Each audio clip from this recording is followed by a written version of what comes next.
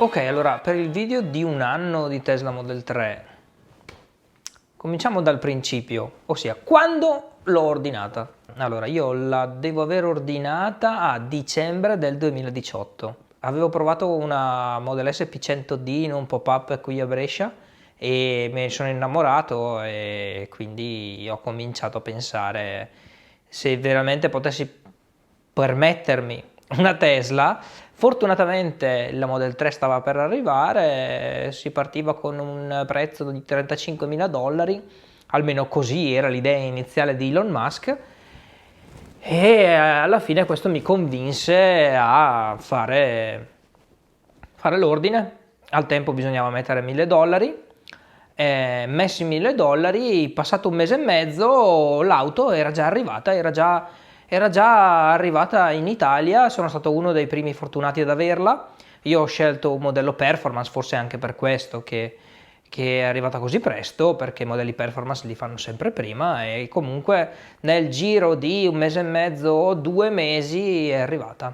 Quindi dicembre, alla fine io l'ho ritirata a marzo, quindi gennaio, febbraio, marzo, 3 mesi, scusate, 3 mesi. Allora, io ho scelto Tesla Model 3 Performance perché io sono un amante della tecnologia. L'auto è la più tecnologica sul mercato e non ci sono paragoni in questo momento con le altre case produttrici, con le altre auto che hanno fatto, pur essendo la macchina vecchia di 2 anni e mezzo. Quindi la tecnologia è stata la prima scelta che mi ha portato a comprare Tesla Model 3. Poi vabbè, è una macchina green, è una macchina che comunque ha una grandissima autonomia rispetto a tutte le altre, ma al tempo quando la ordinai le altre non c'erano ancora, quindi diciamo che mi sono buttato sulla tecnologia. Perché performance? È una bella domanda. Allora, in realtà io l'ho fatto più che altro perché, a parte che sono uno spendaccione, ma anche per io non ho mai avuto auto veloci, quindi cioè molto veloci. Una performance fa da 0 a 100 in 3 secondi, cioè quindi c'è una macchina che c'è solo le super, anzi le hypercar probabilmente hanno una velocità del genere in accelerazione.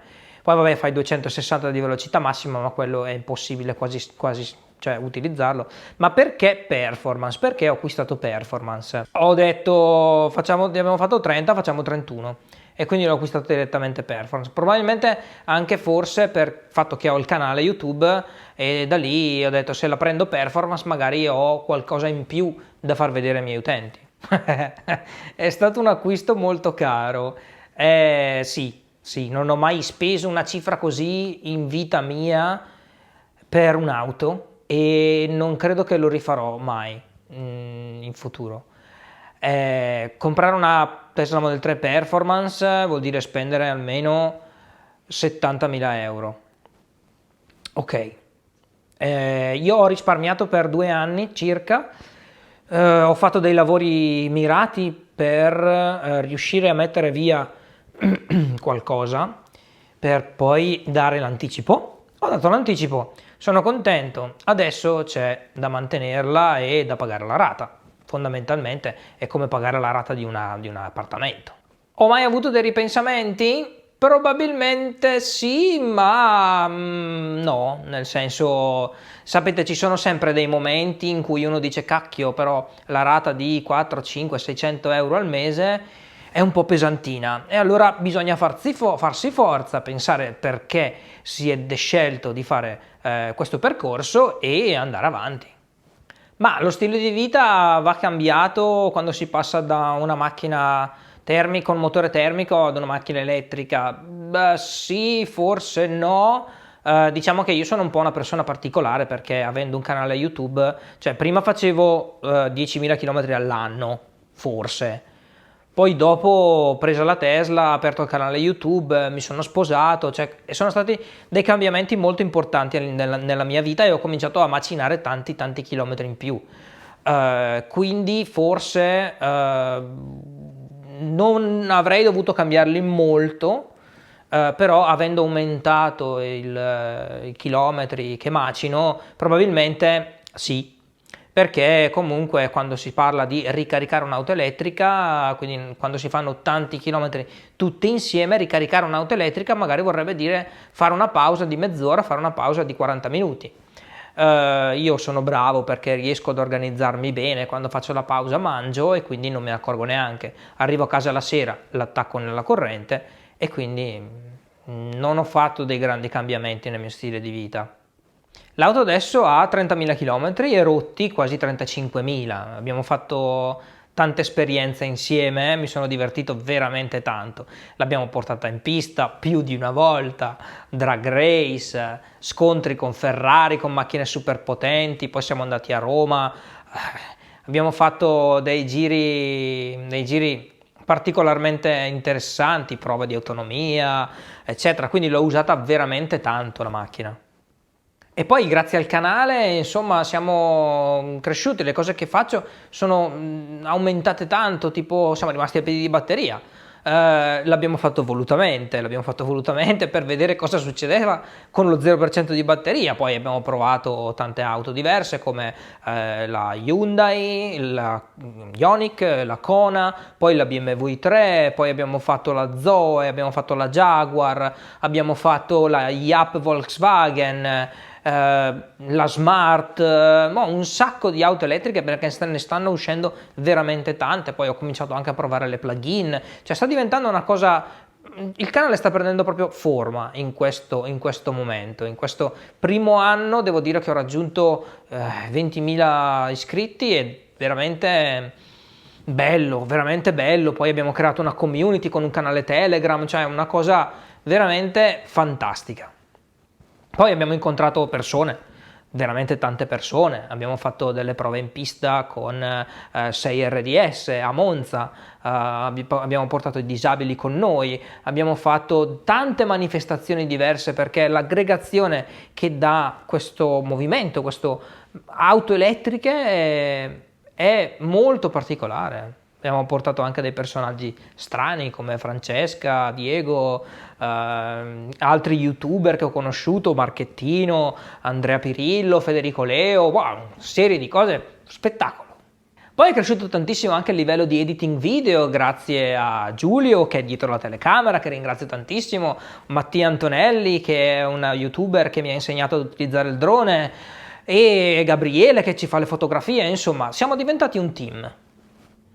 E come sta andando il canale YouTube? Il canale YouTube sta andando molto bene, a parte che questo è un periodo particolare per il nostro pianeta perché è stato colpito da questo malware che sta infettando gli umani e quindi siamo tutti attenti, stiamo cercando tutte informazioni e delle auto elettriche non gliene frega un cazzo a nessuno.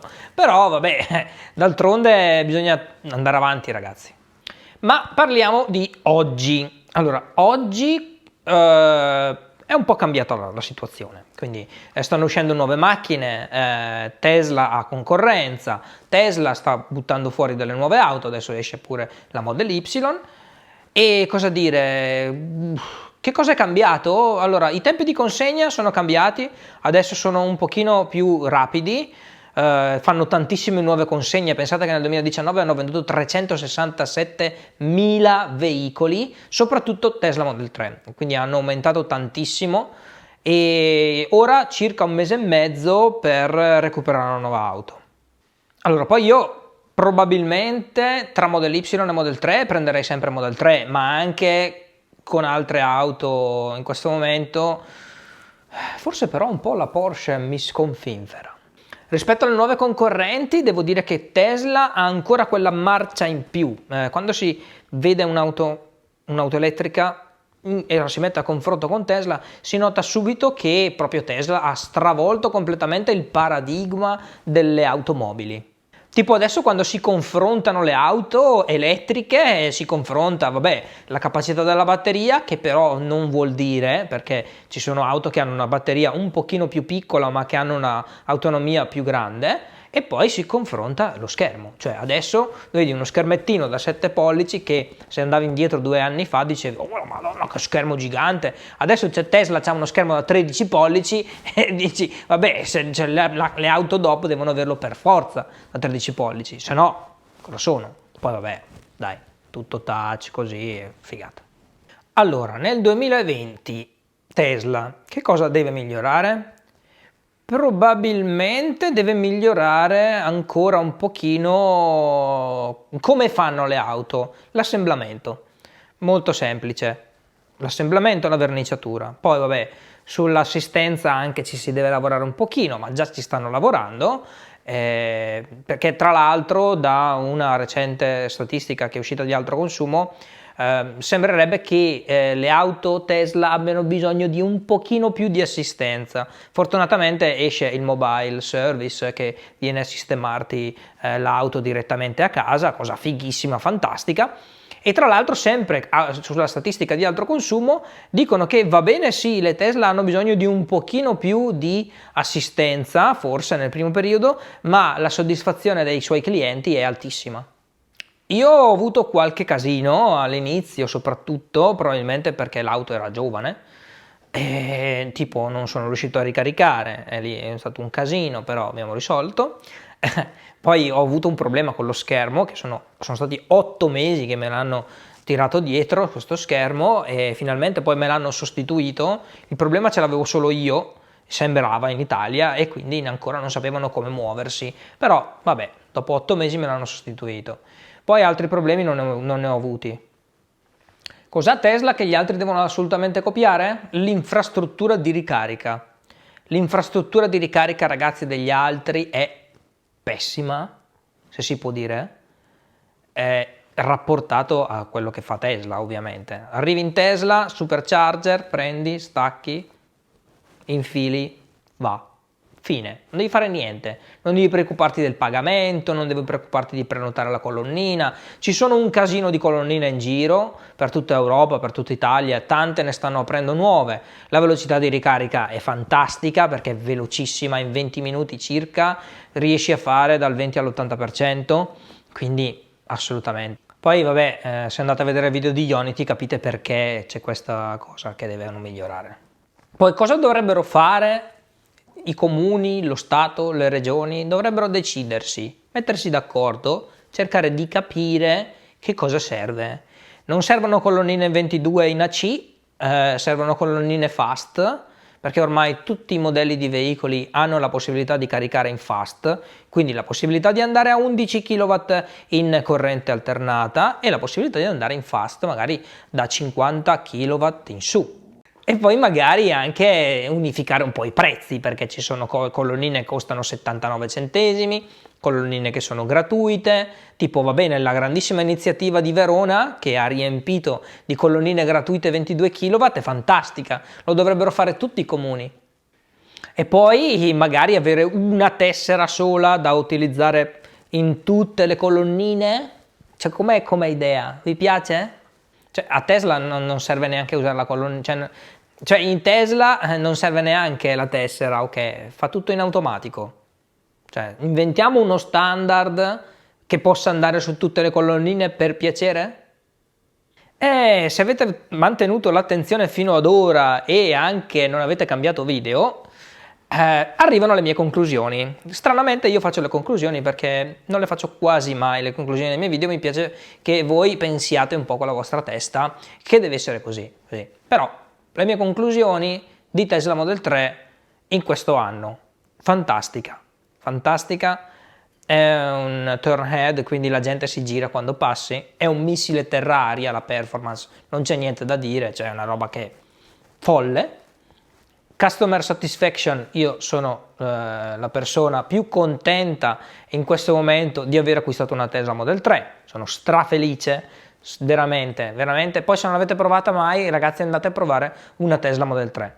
Poi, se avete domande, iscrivetevi al canale Telegram perché la community serve a questo, serve per rispondere alle vostre domande e ai vostri dubbi e noi ci vediamo come sempre a un prossimo video.